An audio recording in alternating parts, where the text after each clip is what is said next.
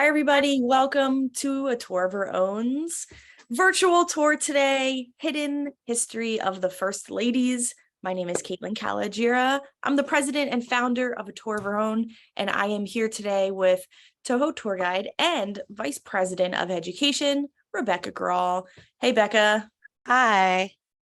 It is so exciting to be here. I'm thinking back to November 2018, and First Ladies was the first tour you ever created for us.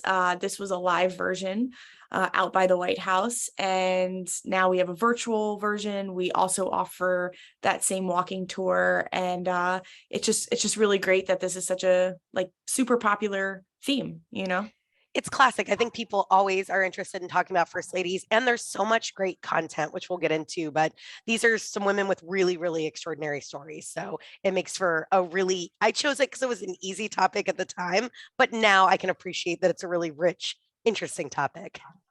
Yeah, it really is. The White House Historical Association has been posting a lot of awesome content in the past month or two, and I've been really diving deep into that. They're just fascinating women, and I love this tour, and I'm excited for you to give it today. So just before we get started, just some general welcoming remarks. We are recording this session for folks who purchase a ticket but can't make it live. So people that are here, thank you for joining us. I love when you show up live because you can use the chat box and ask your questions directly. We love to hear your comments like, oh, I didn't know that. Oh, so cool. What? So feel free to make those comments and let us know what you're thinking. And beyond that, we'll just take about 45 minutes to an hour to go through this virtual tour. And then at the end, if you want to pop on and say hi to us and chat a little bit, we'll stick around for another 5 or 10 minutes. So thank you so much for coming to A Tour of Our Own's tour. Rebecca, take it away. Excellent. I'm going to get my share screen up, which might just take a quick moment. While I'm doing that, why doesn't everybody use the chat box if you're able to? And maybe let me know who your favorite First Lady is.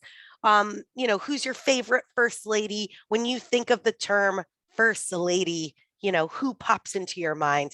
And you can drop that into the chat.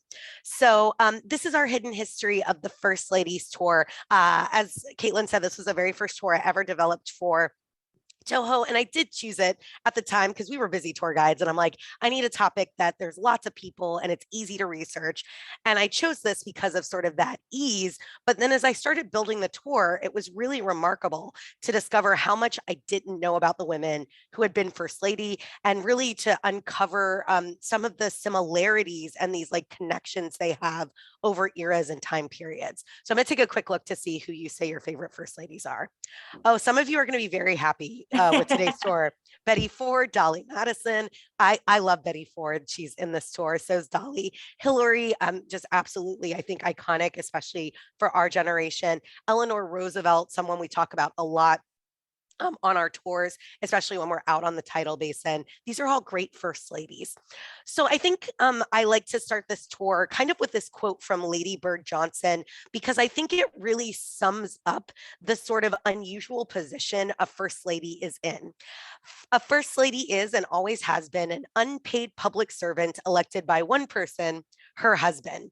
I think it's really important for us to remember that this position that we talk about and that we all have an idea of what it is in our head has never been codified. It's never been officially defined in the US Constitution. And yet it features very prominently in our political, social, and cultural history. So we all have an idea of what it's supposed to be.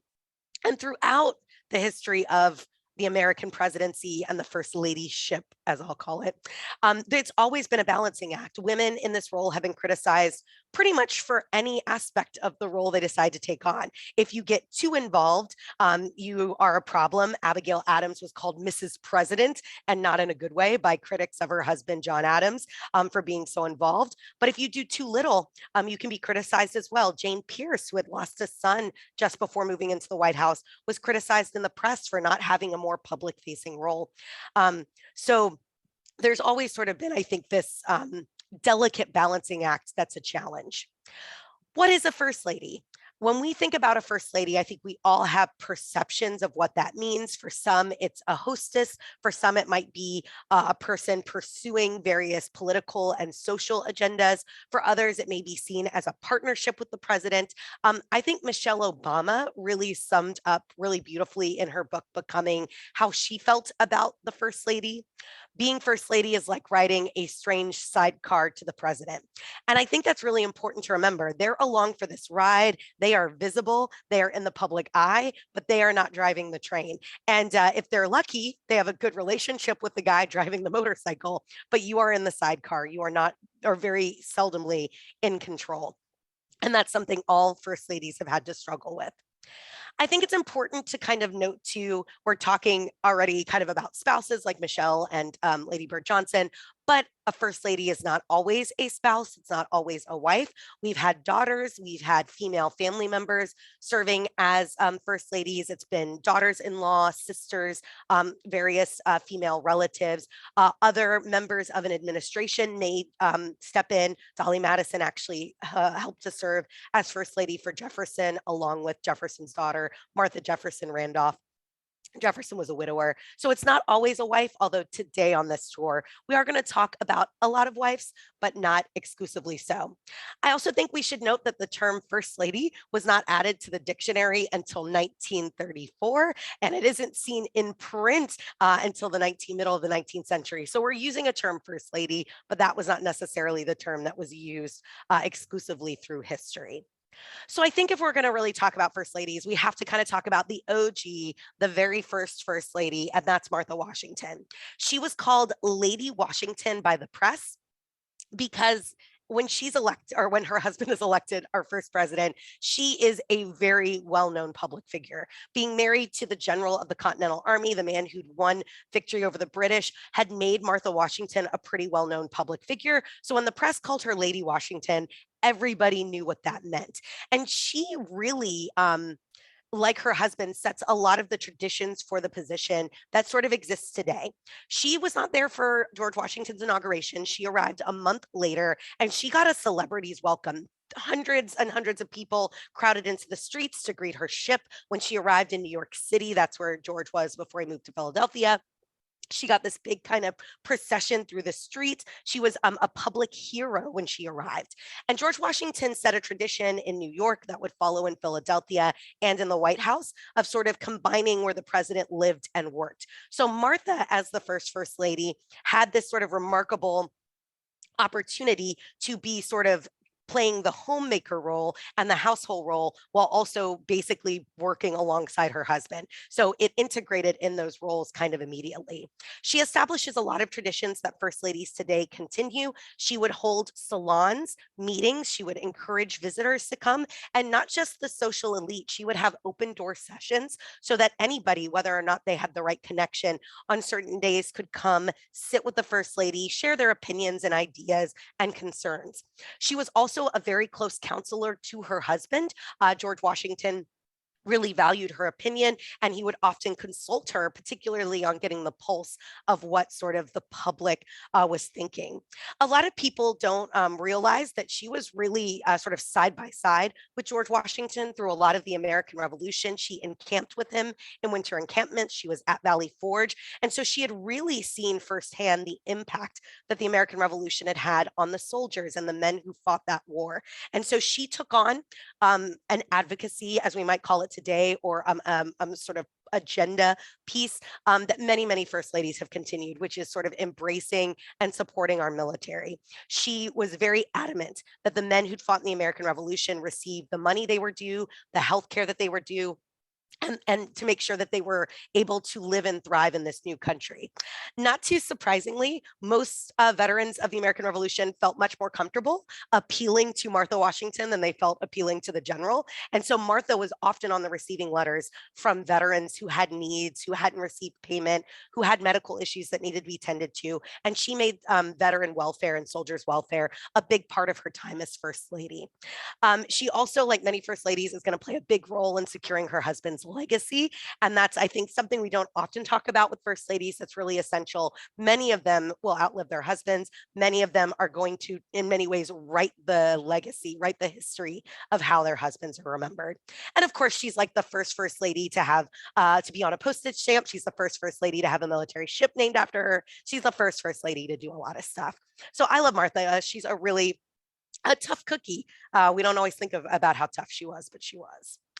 Moving ahead a little bit, let's talk about Dolley. I know several of you had already said in the chat that Dolley is your favorite first lady. I think for many of us, she embodies that sort of classic role of the hostess, of the entertainer, of the woman sort of opening the White House to the public. She was incredibly influential in her husband's presidency. She was a widow when she married James Madison. Madison was 17 years older than her. So quite a bit of an age difference.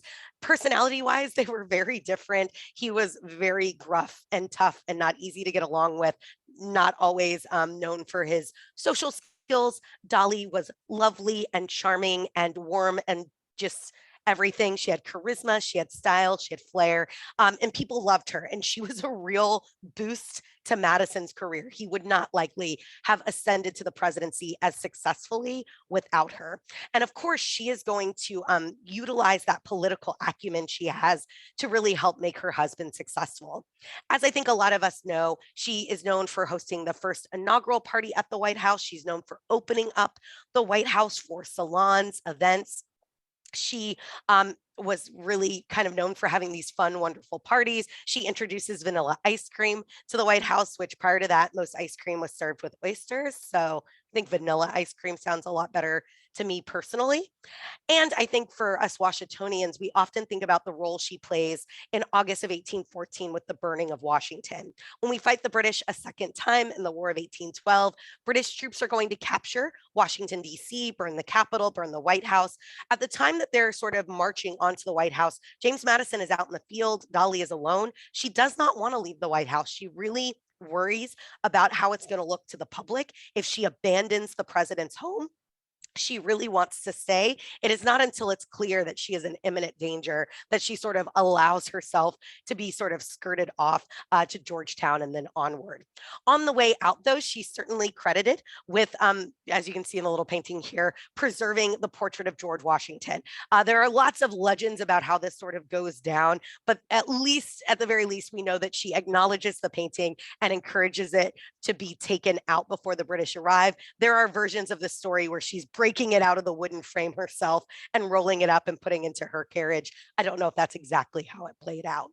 Not just the painting, though. One thing that Dolley does before she leaves the White House that I don't think she gets enough credit for is packing up her husband's papers, documents, things in his office, in his desk, things that were vital, important government papers. She's packing up, she's taking with her.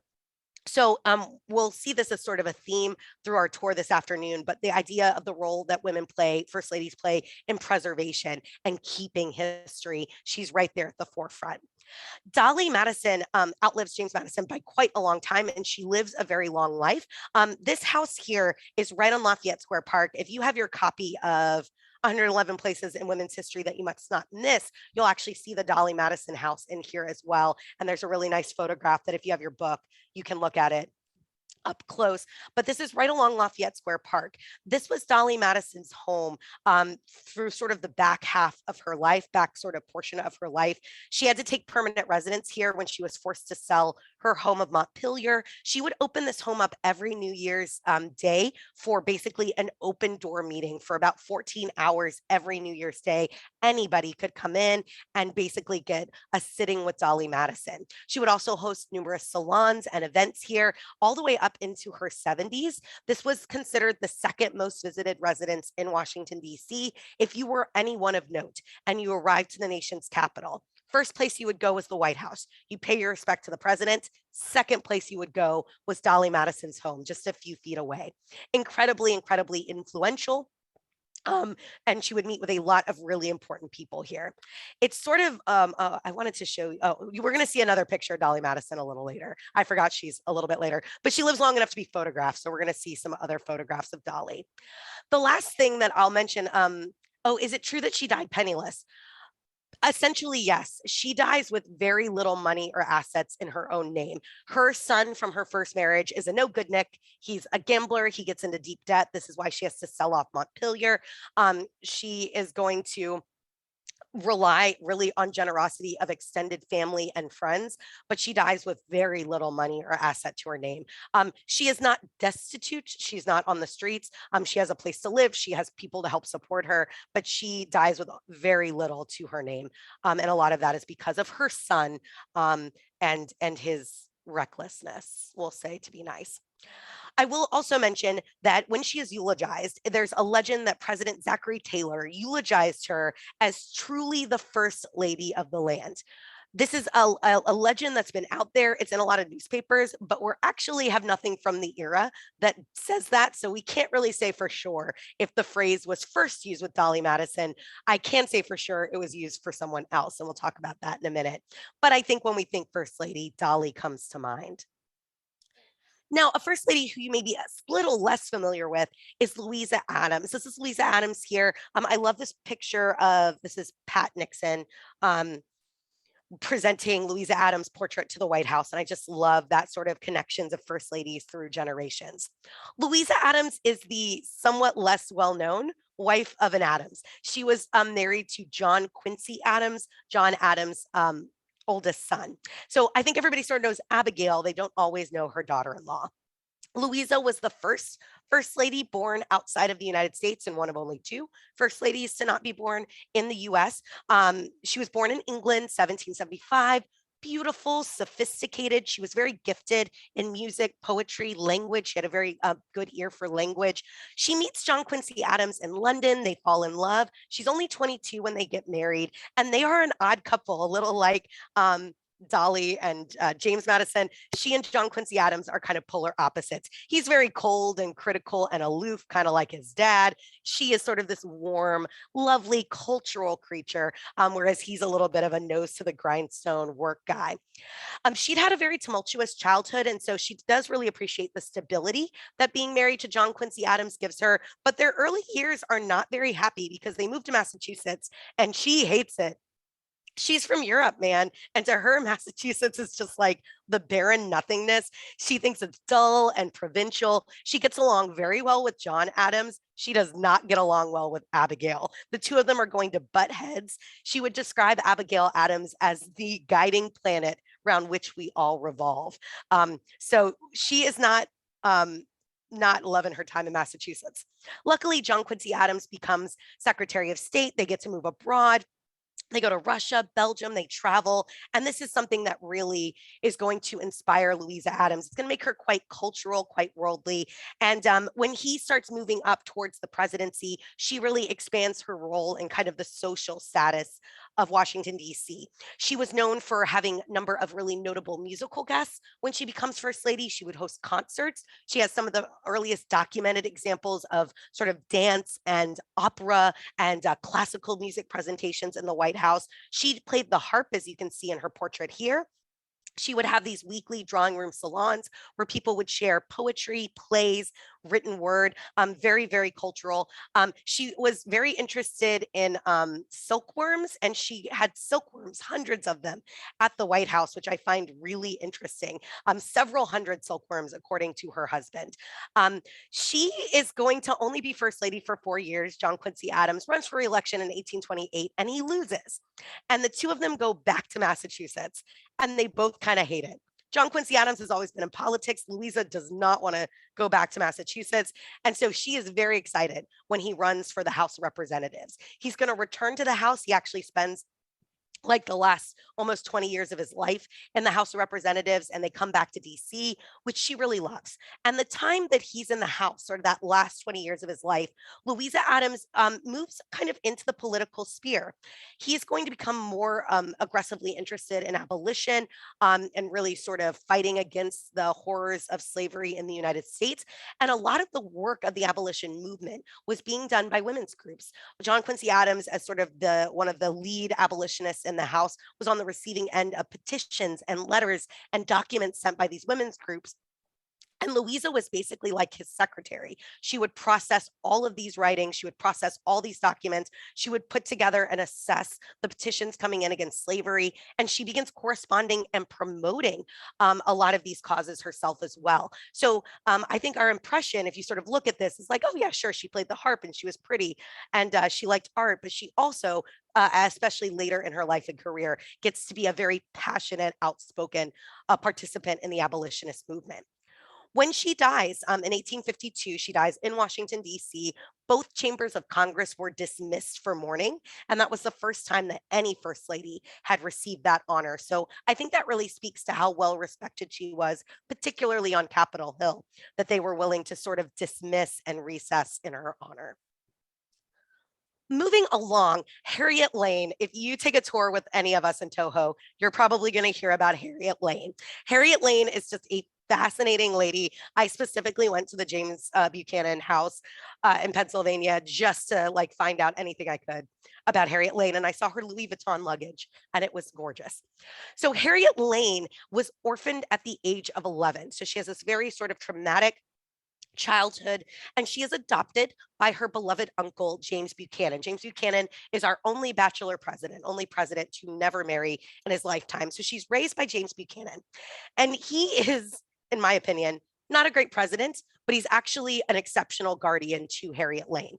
He really values her education. She is going to receive one of the best educations women could receive at the time. He encourages her to do advanced schooling. He encourages her to seek financial independence, and he makes sure to set her up financially so that she does not have to ever marry for money. He encourages her, in fact, to wait to marry until she's quite older.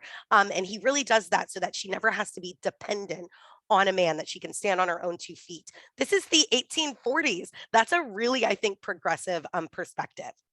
When James Buchanan becomes Secretary of State, she is going to go with him to London. She will be sort of his official kind of female escort, and she makes quite the impression on Queen Victoria. Queen Victoria is going to call her our dear Miss Lane and basically give her the status of an ambassador's wife. So she really charms in the British court. She was famous for her beauty. In 1857, her uncle is going to become president, and she is going to become first lady. This is going to be very confusing for the press. Up to this point, for the most part, the press would simply refer to the wife of the president as Lady Blank. So Lady Washington, Lady Adams, and people would know who you were talking about. But if the press called her Lady Lane, nobody would know what that meant. She didn't share the president's last name. She wasn't Lady Buchanan. And so people weren't really sure what to call her. And so in Harper's Bazaar, the first time we see the term the First Lady in print, it comes to refer to Harriet Lane. And the term would be adopted and popularized, and by the 1930s, added to the dictionary.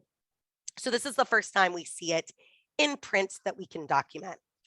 She's going to be a really sort of influential figure in her uncle's presidency. He is, of course, president leading up to the Civil War, a very tumultuous time in American history. She is going to be known for using her diplomacy, her charm. She would often invite people from different sides of the aisle to the White House and kind of practice what we might today call soft diplomacy. I want to show you, she lives a very, very long life. You can actually see that's Dolley Madison in this photograph over here. These are the Polks. That's Harriet Lane over here with James Buchanan. So here she is kind of young. This is right before she will become First Lady. And then here she is later in her life. She is going to wait until she's 36 to get married, which in this era is exceptionally old. She marries a Baltimore banker, but over the next 18 years, from the time that she's 36 to the time that she's almost 54, so kind of those next 18 years, she has a really rough go of things. She loses her beloved uncle, which is devastating to her. She loses 2 of her sons and her husband. So she's going to marry late and then really have to face one loss after another after another. I think the fact that she had been raised, though, with so much independence, so much sort of belief that she could stand on her own 2 feet, she really weathers this very well. And she continues to thrive even despite all of this loss.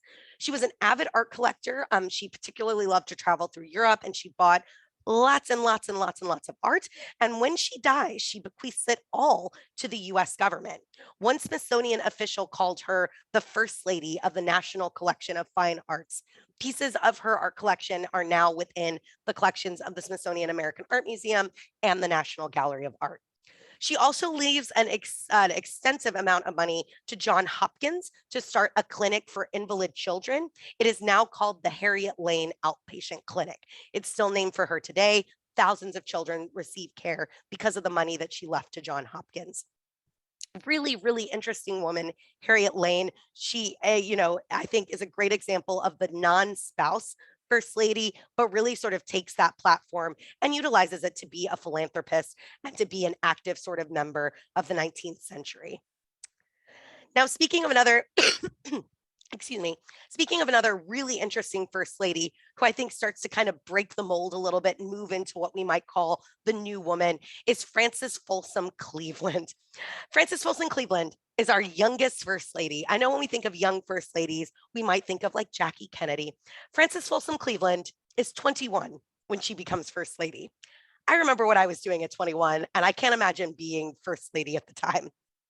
She is also a very rare example of someone who marries the president when he's president of the United States. So most first ladies, you marry a man, you're building a life together, and maybe you know he's on the path to being president, but you've been with him before. She marries Grover Cleveland while he is president. So she really steps into this limelight in a way that almost no other first lady ever has. She also becomes first lady at a time when the first lady was starting to become a more nationally known figure. The first lady that preceded her, Lucy Hayes, had been the first to use railroads to cross the country and travel coast to coast. So there was a new sort of expectation of sort of public availability of the first lady. Now, she was said to be quite beautiful. You can see here these are drawings from her wedding day. This is her wedding dress in a portrait she released later. She was said to be exceptionally lovely. One reporter said she had 5,000 smiles and no two were alike. One critic of Grover Cleveland, in a manner of trying to insult him, once said, "I don't even think his wife is beautiful. I detest him so much. I don't even think his wife is beautiful." So she was really, really, really lovely. Their marriage is, a little eyebrow raising. He is 27 years older than her. He had known her since she was born and was at one point her legal guardian because her dad had died. So we can talk after the tour about the Cleveland wedding and marriage, but it's an unusual set of circumstances. That said, she had been really encouraged by Grover Cleveland to pursue her education. She graduated from Wells College. She's a very well-educated woman when she comes in, and she's going to bring that perspective, young, college-educated, into the White House. Weekly salons had been a tradition for first ladies by the time Frances Cleveland becomes first lady, but she's going to add a Saturday session to these salons in an attempt to make it more accessible to working women. She was really concerned about working conditions for women in the United States. Labor safety, labor laws were of interest to her. She really advocated for workplace safety for women. And she really becomes this sort of celebrity. She is just young, beautiful. She's a trendsetter. You can see they put her image on everything to sell sewing machines, to sell dresses. Here she is selling kidney and liver powder, whatever that was. I love this sort of where she's shopping for linens. She's allegedly blamed for why American women stopped wearing the bustle because she stopped wearing the bustle. So young women were like, why am I wearing a bustle if the first lady's not wearing one? And everything she wore was really documented. In many ways, she's kind of our first fashion plate first lady where the press takes a real interest in her dresses, her clothing. During her first term as first lady, she mostly imported her clothes from abroad. She was buying them in France and Europe. The second time Grover Cleveland's in the White House, she actually really pivots to trying to support American dressmakers, American workers. And so we see a little evolution in her policies and agendas.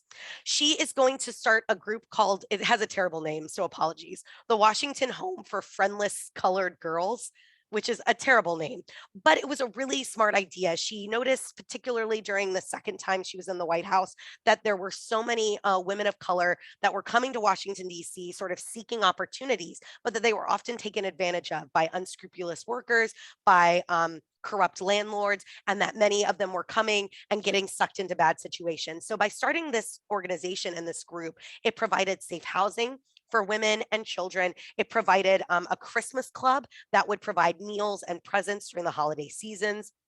And it gave them a place to make sure that they were not being taken advantage of, whether financially or physically. And so it had a terrible name, but a really good mission. She, of course, being, almost 30 years younger than her husband, outlives Grover Cleveland by quite a bit. She lives into the 20th century. During the First World War, she actually uses her continued celebrity to really raise funds for soldiers' efforts during World War I. She would go on a big national tour to raise money for children impacted by the war and for military material. And she was president of a needlework guild that had several hundred women as members, and they would produce tens of thousands of clothing items for soldiers. So exceptionally young when she's in the White House, but I think really makes an impact. And we're starting to see the role of the First Lady with Frances Folsom Cleveland become more and more of this sort of public figure, more and more of this celebrity in the way that we would maybe think of it today. Speaking of first ladies that I love, including this one, Nellie Taft. Nellie Taft is a remarkable, remarkable woman. She has what I think is one of the more solid presidential marriages in American history.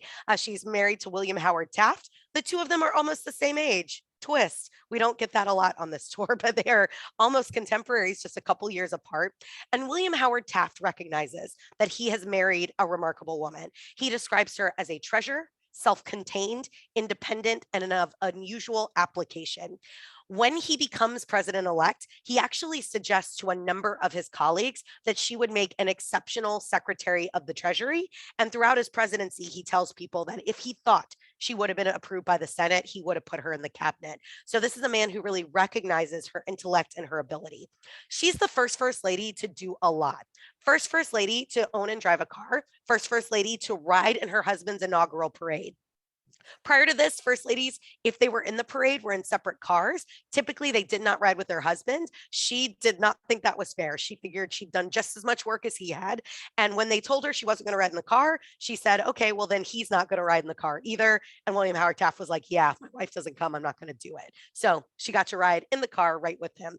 She's the first lady to publicly support a woman's right to vote. She's the first lady to publish her memoirs. So she really, I think, starts setting a stage for what we're going to see more and more of in the 20th century. She was very politically engaged. Safety standards in federal workplaces was a big platform for her. She was really concerned about safety for workers. Labor rights was something very important to her. Here she is at the inaugural parade with her husband, looking fabulous.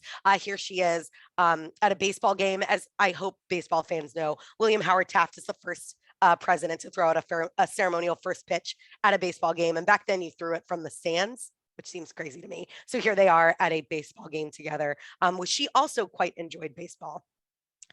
When I think about Nellie Taft, though, and I think about what I do as a tour guide day to day out on the streets, I really like to talk to my guests about something that she doesn't get enough credit for, and that's our beautiful Japanese cherry blossom trees.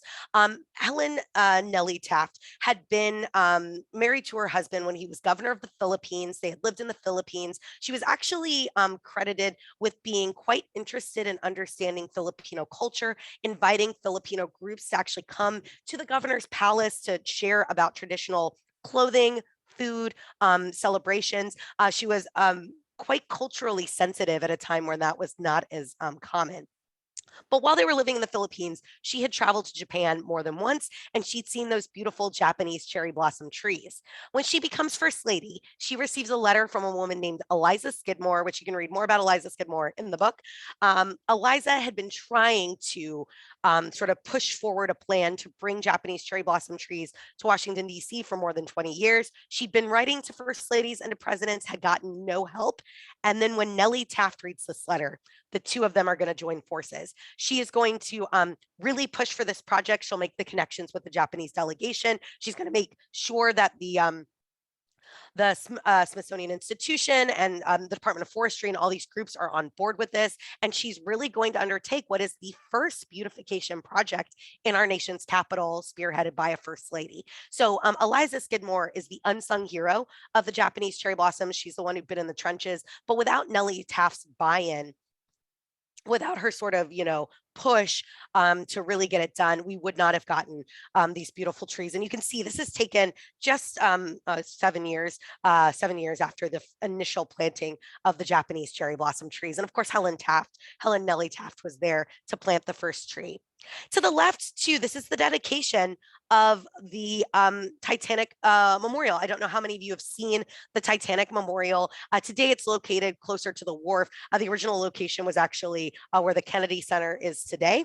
But Helen Taft was quite involved with the fundraising for the memorial. She made the initial donation, and she was there at the dedication of the Titanic Memorial. Of course, she's First Lady when the Titanic disaster occurs. So two kind of really important sites in Washington, D.C. that she has a direct connection to. I love her. She's fabulous. So I'm going to talk about a First Lady, Edith Wilson.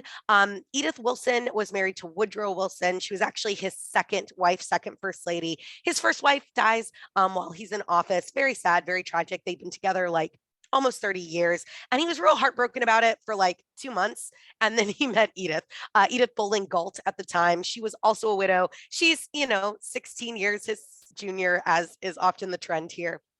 And the two of them hit it off right away. They start courting. He is just like a love-struck teenager. He goes from like mourning widower to love-struck teenager very quickly. And he's going to propose quite rapidly. Edith is a little hesitant about this, little like, hey, we just met. But he tells her, I would rather have you than the presidency of the United States. And so despite any potential scandal, she's quite willing to marry him. And marrying Edith is going to be very good for Woodrow Wilson, actually, is a big boost to his public persona. She's charming and lovely, and the press adores her. She's really quite adventurous. She loves movies and motoring. That's one of their favorite activities. You can see her here in the car. But she really, I think, finds her calling as First Lady during the First World War. She is going to be exceptionally involved with the Red Cross. I like to point out this Red Cross hat here. When you go to the National Museum of American History and you see the First Lady's exhibit, it's primarily focused on dresses. But for Edith Wilson, they also have her Red Cross hat. And I think that that's a beautiful representation of the work she did on the ground during the First World War. She would lead Red Cross blood drives, money drives, supply drives all across the country. She was at Union Station at the canteen 5 to 6 days a week, usually for several hours on end, serving meals to soldiers and sailors as they were coming in and out of Union Station. She used her own sewing machine at the White House to make pajamas, socks, and other materials. She would shear the sheep that grazed on the White House lawn to make wool and sell that for the war fund and the war effort. She also thought it was important that they lead by example. So meatless Mondays and no gas certain days at the White House. She thought it was really important that they talk the talk and walk the walk when it came to the US's entry in the First World War. And you can see her here with President Woodrow Wilson and some of the soldiers at Walter Reed. This was something that was really important to her. And we see this theme throughout First Ladies, that sort of care that they take with the men and women who serve in the armed forces. Moving to another First Lady who also is going to care deeply about the men who served in the First World War. This is Florence Harding, and I'm just going to be real straight up with you guys. When I started tour guiding, I talked about Warren G. Harding a lot because the man got into some trouble, and that's not what this tour is about. You can Google it or we can talk about it later. But this is a bit of a hound dog. And I always, when I started doing these tours, started doing tours about Warren G. Harding, just kind of felt bad for Florence Harding. Like I just thought, oh, like she's married to this muck of a man. And when I wrote this tour and I started researching this tour, I thought maybe I should look a little bit into her. And what I uncovered about Florence Harding, completely 180 perspective on her and her life. When I really understood where she came from and understood what she was trying to do, it just gave me a whole new perspective on her and Warren G.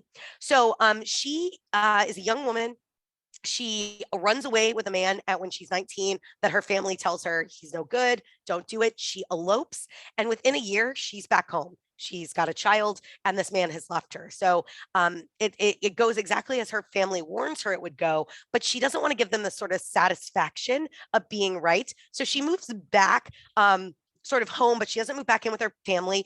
She's going to get a little apartment. She's going to teach music lessons, piano lessons to make money. And she's going to raise this child. And she's going to realize that there's a little newspaper in her town and they need people to work. And so she's going to go working for the newspaper, the Daily Star. And it happens to be run by Warren G. Harding. And she meets Warren G. Harding, who's running this newspaper. And she sees a man who, has some charm, is popular. And I think she thinks to herself, I'm going to make that man president of the United States. When she starts working for the newspaper, she's a star. She takes over the circulation department. She like quadruples the circulation. She takes over advertising. She increases advertising revenue. She is going to basically make his paper successful. And he's going to see a lot of value in Florence. So they're going to get married very, very quickly. And she is going to apply every bit of her cleverness, every little bit of her skill to making sure that he becomes, a state legislator, a senator, and a president. So she is really the propeller behind his career. He calls her the Duchess, and she would say repeatedly in interviews, I have only one real hobby, my husband. She plans his campaign events. She writes his speeches. She writes correspondence. She is going to tell him where to go, what to do, how to do it. She understands the power of the media. When he's running for the presidency, she's very big on utilizing radio and movies. She'll court celebrities to endorse Warren G. Harding. She knows that women find her husband attractive, so she plays up that element of it. And yes, some of us may look at pictures of Warren G. Harding and go, attractive, but apparently by the standards of the day, he was quite handsome. And when she becomes first lady, she finally gets, I think, what she wants, which is power and a platform. And he certainly allows her to do whatever it is she likes. She is going to be the first lady to vote, first lady to fly an airplane, first lady to operate a movie camera. She's the first lady to own a radio and be engaged in radio culture. And she's going to be very sort of part of like the media world of that time. But her real sort of drive and passion is going to come about during the First World War or after the First World War. She's going to be very, very passionate about caring for the men who'd served in that war. She called them my boys. She would have regular garden parties at the White House for these veterans. She would go to Walter Reed back when she was a senator's wife and then continued to do so as first lady. She would go 2 to 3 times a week. She would read to blind soldiers. She'd play cards. She would help them write letters. She'd bring gifts, flowers. She was so beloved within the military and veteran community that this picture here on the left is actually, this is the United States Capitol building rotunda. That casket there is the unknown soldier of the First World War. So if you've been to the Tomb of the Unknown Soldier, the very first soldier placed in that tomb was an unknown soldier from the First World War. She was given the honor of placing the memorial sash ribbon on the flag draped casket. This is before it was taken to Arlington National Cemetery. And she was there for the interment at Arlington as well. So this becomes something she's just really, really passionate about. I find that fascinating. I find her so interesting. She really takes sort of this bad turn early in her life, finds a man. She knows that maybe there's a limitation to what women can do, but she takes Warren G. Harding and she rides it all the way to the White House. A very different kind of first lady is this one, Grace Coolidge. I have to just say very quickly, this is her pet raccoon right there. She had a pet raccoon. That's Rebecca. And my name's Rebecca. And I always tell students on my tours that I'm named for the raccoon. I'm not, but I like to tell people that. So she has a pet raccoon named Rebecca. So I have to do Grace Coolidge.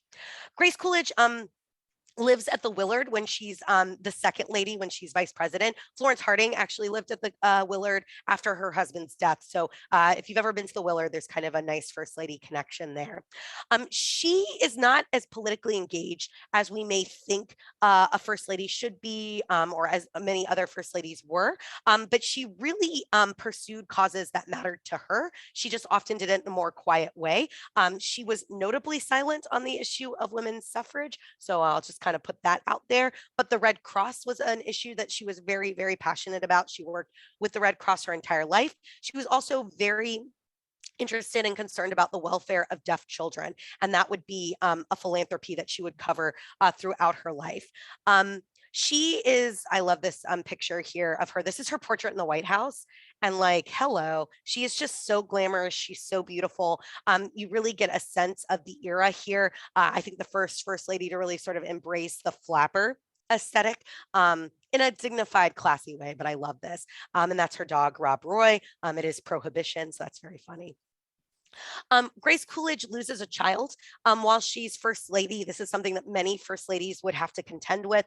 And she's actually praised by the press for getting back to work so quickly and for not letting the death of her child sort of deter her, which I find very interesting.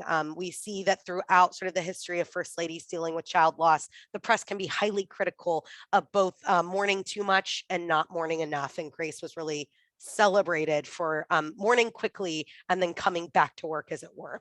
She was an exceptionally popular hostess. She's often compared in her time to Dolley Madison for her wonderful parties. She's going to host Charles Lindbergh after he'd flown across the Atlantic. She was really sort of known for being this exceptional hostess. She gets a little bit more political after her husband dies and after she's first lady. She's going to be quite involved with the Waves, which was the United States Navy women's group during World War II. She's also going to raise money to bring Jewish refugees over in the ramp up to the Second World War. I'm going to show you a little footage clip here. This is Grace Coolidge with the Girl Scouts. And I love this because it includes another first lady and it includes Juliette Gordon Low, the founder of the Girl Scouts. In middle 1920s, Grace Coolidge is First Lady of the land and honorary member of the Scouts. Here on White House lawn, she tries Girl Scout cakes and finds that scouting has sure taught the troopers how to cook a cookie. In 1925, at Roslyn, Virginia, Mrs. Calvin Coolidge again officiates, this time to award prizes to leading scouts and troops. With her are founder Juliette Low and Mrs. Herbert Hoover, all three of them dressed in the latest Girl Scout fashion of the day. I saw that little Girl Scout video. We'll go to the next one. So I definitely wanted to touch on Jackie Kennedy. I think it's hard to talk about a first lady and not talk about Jackie. She's so iconic, particularly when we think of 20th century first ladies. I want to talk specifically about her preservation work. She is going to move into the White House. By the time they move in, the White House is 150 years old. There had been little fits and spurts of preservation, but no real concerted efforts to think of it as a museum, to think of it as a place that shares America's history over time. And she is going to really push for this. It's not just the White House too. She's going to really advocate for the preservation of Lafayette Square Park. If you've been in that area north of the White House, you know that there's some historical facades, historical buildings.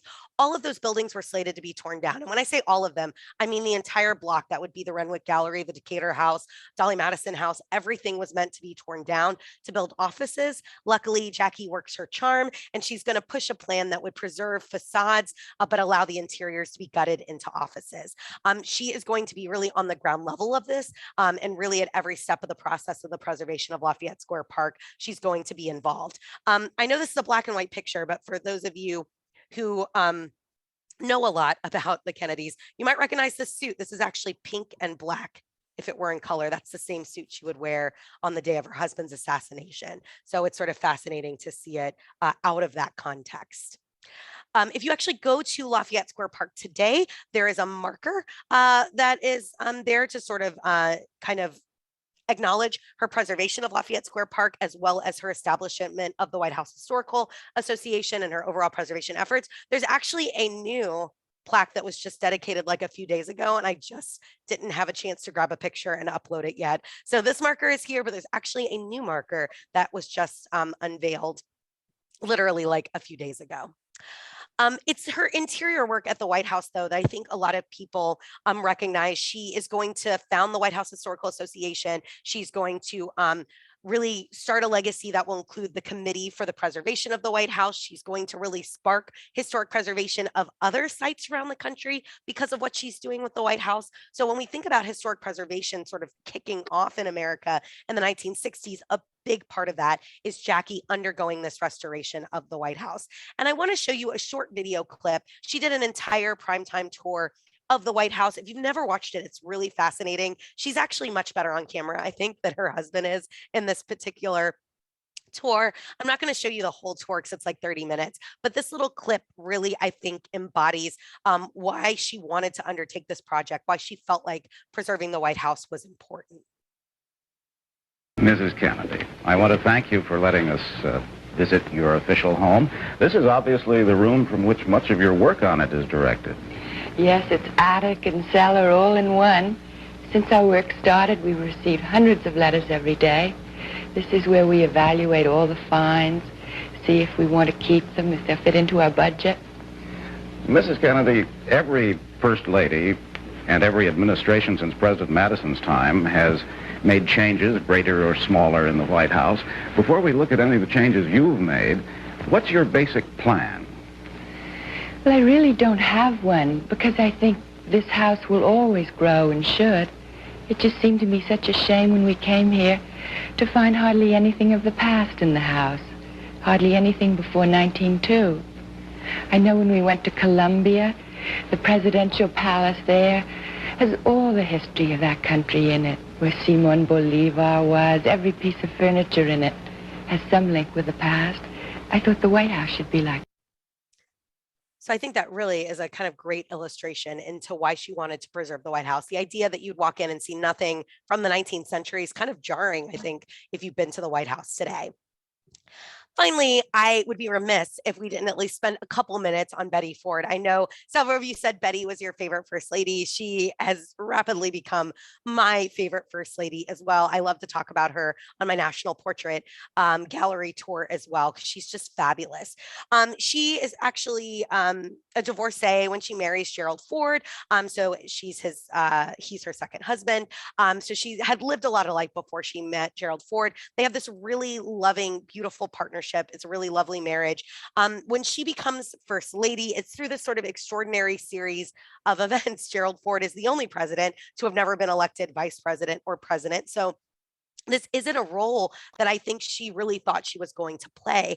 And when she and her husband come into the White House, there's a real sense post-Watergate that they need to be open, transparent, that people have to feel like they trust the first family. And Betty really embodies this by just being so authentically herself. She is just fun. She loves to have a good time. She loves to dance. She loves pop culture, but she's also, I think, very aware that because they're coming after such a big scandal, they have to be really thoughtful in the choices they make and the ways in which they carry themselves. I love this quote because there's no mention of First Lady in the Constitution, and yet you're sort of required to be perfect, right? You have to just be on the nose. And if you've been to the Smithsonian, you've seen this dress. This is just a fabulous example of 70s fashion there. I mentioned how fun she was, though. Here she is. This is the table in the cabinet room. She hopped up barefoot to take this photo. Here she is doing the bump with Tony Orlando from Tony Orlando and the Don. She's just having a good time. She had a cameo on the Mary Tyler Moore Show, so she was on TV, and she was really kind of unfiltered. She was willing to talk to the press about anything that included her sex life with Gerald Ford. She was once asked how often they did it, and she said as often as possible. She even sort of said that she would support her daughter if her daughter wanted to have an affair. She was very outspoken when it came to reproductive rights, when it came to the Equal Rights Amendment. When she has her breast cancer and has a mastectomy, she's very open about that procedure, really demystifies it and sort of destigmatizes it. In 1974, just by doing that, she was able to raise awareness about breast cancer, talk about the illness, and we see a huge impact in public health from her willingness to sort of be that open. And be that open and willing. I love particularly her support of the Equal Rights Amendment. She's probably the most radically pro-ERA First Lady we will have in the 20th century. She's got these incredible buttons. This was her desk in her office, in her First Lady office, and it says, "Don't tread on me," and it's the ERA with the bloomers, which I love. What an incredible callback to women's history. I really, really adore her. I want to show you one here, just the pictures. This is from when she has her mastectomy. She'll do a press interview from the hospital. Here she is with lovely, wonderful Gerald Ford. They're just so beautiful together. I want to show you this clip. She would address the International Women's Year Conference in the 1970s, and she is eminently quotable in this speech. But I wanted to show you a clip, and I think it's a nice sort of arc to see where women sort of are as we get to sort of the middle part, late part of the 20th century, and to sort of compare this to sort of where our early first ladies are and sort of where we are as we get closer to the 21st century. But my own support of the Equal Rights Amendment has shown what happens when a definition of proper behavior collides with the right of an individual to personal opinions. I do not believe that being First Lady should prevent me from expressing my ideas.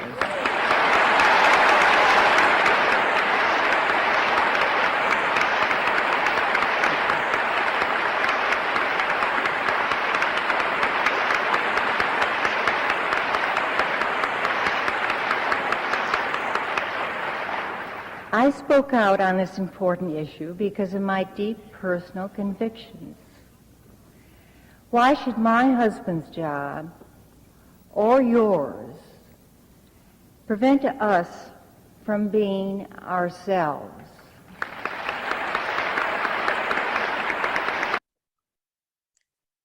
I just sort of love that, to go from some of our earliest first ladies to Betty Ford being able to say, just because I'm first lady doesn't mean I can't have an opinion, I can't stick to my convictions, and I can't advocate for what I think is right. And finally, the last little slide I want to share with you is, I don't know how many of you know that there is actually a place that honors first ladies in Washington, D.C. I did not know this until like 2.5 years ago. This is at the United States Botanical Garden, and there is a First Ladies Water Garden. The garden was dedicated in 2006. First Lady Laura Bush was there. She said it was dedicated to the often unsung work of many extraordinary women who have been in this unique role.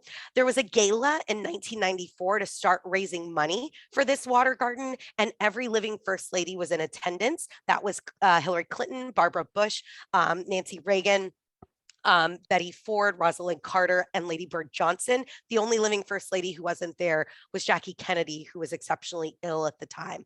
But imagine all of those women in a room together raising money for this. I would definitely open my checkbook. The design of the First Lady Water Garden brings it all the way back to the OG. This is actually based on Martha Washington's quilt pattern, which I think is really, really special. So if you're out and about in DC, you should definitely go check this out. I didn't know it existed until right before the pandemic, and it's a really beautiful spot on Capitol Hill. So I'm going to turn the screen share off, but I know there's been a few questions in the chat. So let me kind of quickly go through and kind of hit those really quickly. If the president is widowed, singled, and does not want a first lady, does there have to be one? This is sort of a unique question, and it's a unique situation. There's no constitutional requirement for a first lady. Almost every widowed, or in the case James Buchanan, bachelored president has used someone to fulfill that role, but also that role and how active it is varies quite wildly from presidency to presidency. We've not had many widowed or single presidents in the more contemporary time span. So I would be really fascinated to see in the next 20, 30 years, if that situation occurred, what it would mean today. In the 19th century, it just meant that there weren't as many parties and there weren't as many sort of events that were typically done by a first lady, but you're not constitutionally required to have one. So I think that there's definitely a question about what that might be. Oh, your comments are also nice. Thank you so much.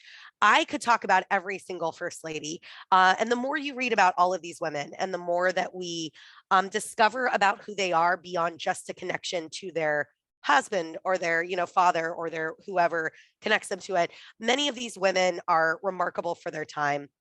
Many of these women took this opportunity, as difficult as it is, and made something of it. Somebody asked for a book. Do you have any books you recommend? There's actually a lot of First Lady history in our book.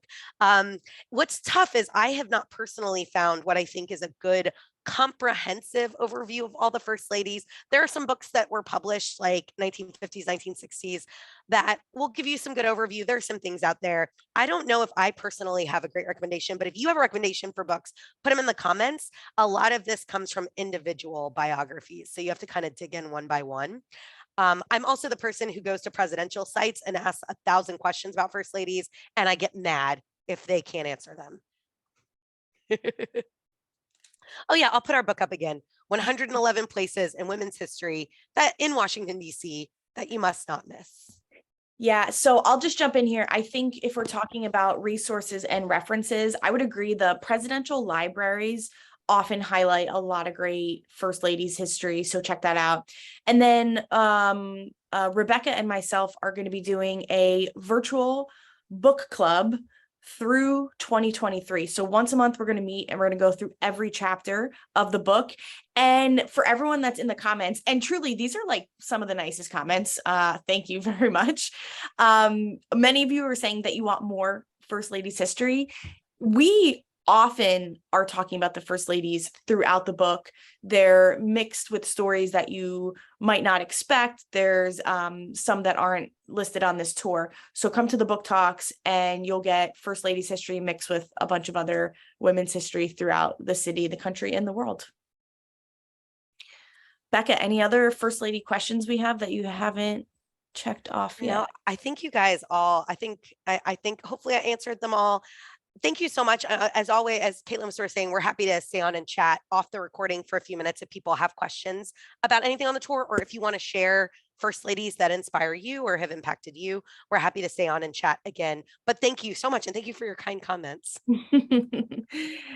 Excellent. All right. Well, thanks everybody. Just to close the room a little bit here, I want to thank you for joining A Tour of Our Own for our virtual tour today, Hidden History of the First Ladies. If you like this program, sign up for a membership. We offer a virtual tour every month. We also offer a live tour every month in Washington, D.C., and book talks, salons, other events. And becoming a member, by becoming a member, you help support A Tour of Our Own. So thank you very, very much for your questions, your participation, and we hope to see you again at another event. Have a good day.